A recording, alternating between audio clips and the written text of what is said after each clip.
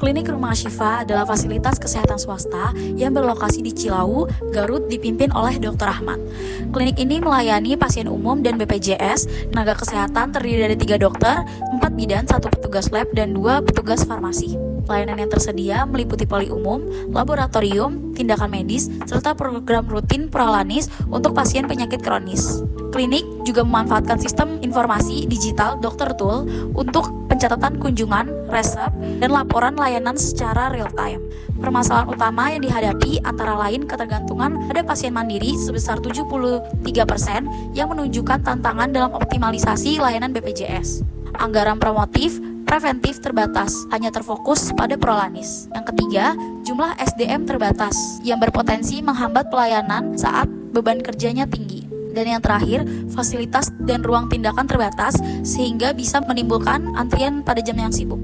Meskipun demikian, klinik telah menunjukkan upaya adaptif melalui digitalisasi sistem dan pelaksanaan program kesehatan rutin.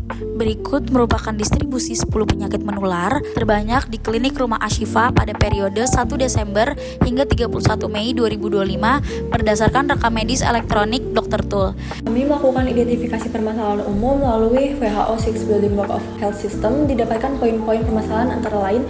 Yang pertama adalah klinik masih didominasi oleh layanan kuratif dengan belum optimalnya pelaksanaan upaya promotif dan juga preventif, khususnya di komunitas berisiko seperti di pesantren.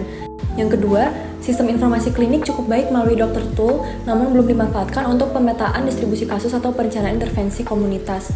Yang ketiga, klinik tidak memiliki media KIE atau komunikasi, informasi, dan juga edukasi yang dapat mendukung penyuluhan kesehatan secara berkelanjutan kepada pasien dan masyarakat. Dan yang keempat, kasus KBS secara konsisten ditemukan di klinik, terutama dari pesantren. Dan yang kelima, klinik belum memiliki kebijakan internal maupun koordinasi dengan pihak lain dalam bidang kesehatan untuk penanganan penyakit menular berbasis komunitas, sehingga intervensi yang dilakukan bersifat sementara dan tidak terstruktur. Selanjutnya kami melakukan penilaian menggunakan tools USG dan diperoleh 2 permasalahan utama dengan skor tertinggi yang akan menjadi fokus dari intervensi.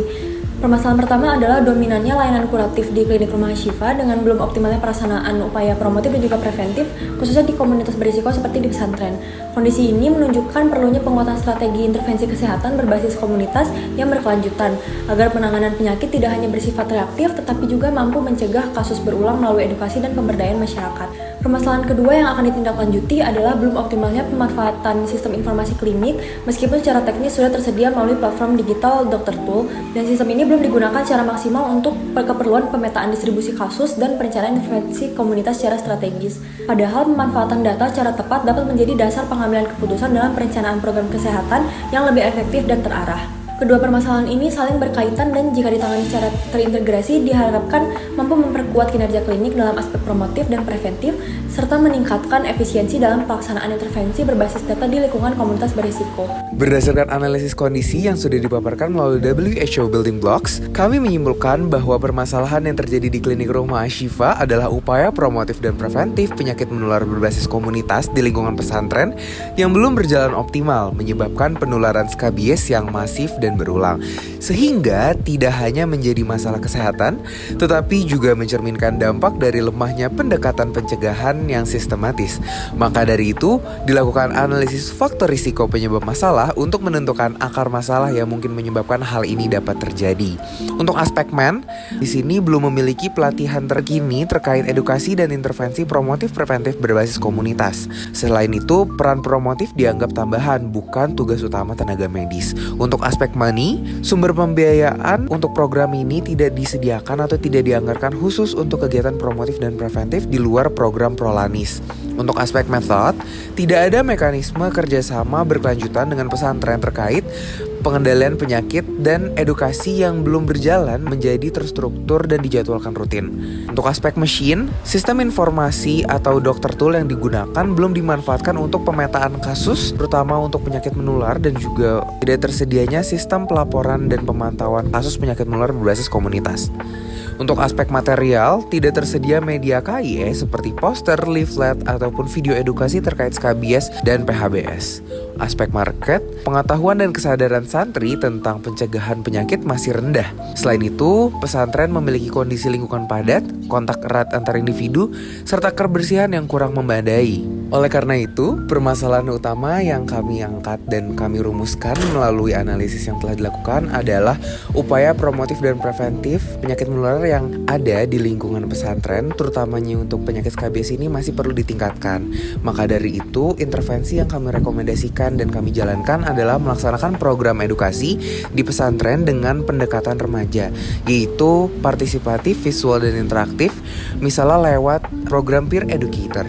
Lalu menyusun alur manajemen SKBS di pesantren, membuat sistem pelaporan sederhana untuk mencatat temuan kasus dan pengobatan SKBS di pesantren yang dicatat secara berkala untuk dilaporkan ke klinik atau puskesmas, serta mengadakan kerjasama dengan pesantren untuk melakukan program kesehatan bersama termasuk manajemen SKBS secara komprehensif. Selanjutnya untuk pelaksanaan intervensi, diawali dengan melakukan survei ke pesantren Hubul Waton karena pesantren tersebut dinilai berisiko tinggi terhadap SKBS. Survei mencakup wawancara dengan pengurus pesantren menggunakan 22 pertanyaan, observasi lingkungan pesantren, serta penyebaran kuesioner kepada 105 santri untuk mengetahui PHB santri. Hasil survei menunjukkan bahwa kegiatan kebersihan di pesantren belum konsisten. Kamar santri terlalu padat, tidak ada sistem pelaporan kasus SKBS, dan tidak tersedia tenaga kesehatan. Sementara hasil kuesioner mengungkap bahwa perilaku PHB santri masih rendah, seperti jarangnya menjemur handuk, mencuci perlengkapan tidur, dan kebiasaan berbagi barang pribadi yang berkontribusi pada risiko penularan SKBS. Sebagai tindak lanjut, kami menyusun rencana kegiatan intervensi berupa edukasi tentang SKBS dan PHBS melalui media PowerPoint dan juga poster, screening dan pengobatan kepada santri, serta advokasi dalam bentuk sistem pencatatan dan pelaporan kasus. Untuk pembagian tugasnya, dokter klinik bertindak sebagai penanggung jawab, dokter preceptor sebagai pengawas lapangan, dan 5 anggota PSPD dibagi peran, 1 ketua pelaksana, 1 penanggung jawab survei, dan 3 penanggung jawab kegiatan intervensi. Selanjutnya untuk rincian kegiatan dari keempat program intervensi yang kami lakukan di pesantren Hubul Waton. Yang pertama yaitu edukasi mengenai SKBS dan PHBS, di mana kami melakukan pemaparan materi edukasi yang dilakukan melalui presentasi menggunakan PowerPoint. Kemudian edukasi dilaksanakan secara interaktif dengan memberikan beberapa kuis di sela-sela materi, dan para santri mengisi pretest dan juga post-test. Kemudian di sini kami melakukan screening SKBS kepada 133 santri laki-laki dan juga perempuan di pesantren Hubul Waton, dan ditemukan sebanyak 39 santri yang mengalami SKBS dengan rincian 35 santri laki-laki dan 4 orang santri perempuan, di mana ke semua santri tersebut dilakukan pengobatan dan juga follow up, dan semuanya melaporkan perbaikan gejala dan menggunakan obat dengan benar. Yang ketiga adalah focus group discussion, di mana yang pertama kami melakukan pemilihan duta SKBS oleh pengurus pesantren, dan para duta SKBS tersebut merupakan perwakilan dari setiap kamar, yaitu 1 orang dari setiap kamar laki-laki dan 2 orang dari setiap kamar perempuan.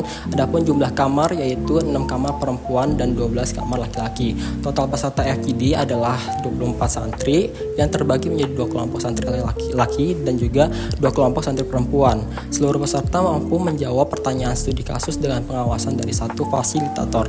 Yang keempat adalah advokasi pembentukan alur pelaporan dan juga pencatatan SKBS di pesantren dengan rincian kegiatan, yaitu pertama kami melakukan advokasi dalam bentuk alur manajemen pelaporan dan pencatatan kasus SKBS.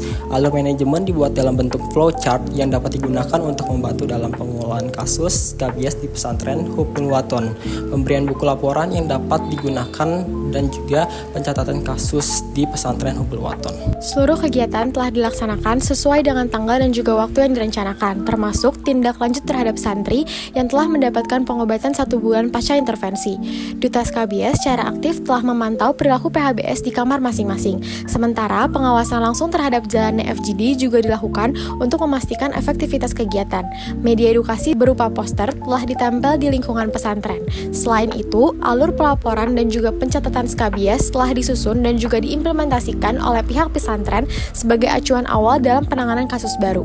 Evaluasi telah dilaksanakan pada 1x24 jam acara setiap setelah kegiatan intervensi berlangsung. Hasil evaluasi dijadikan sebagai bahan pertimbangan dan juga perbaikan untuk pelaksanaan kegiatan selanjutnya agar lebih optimal.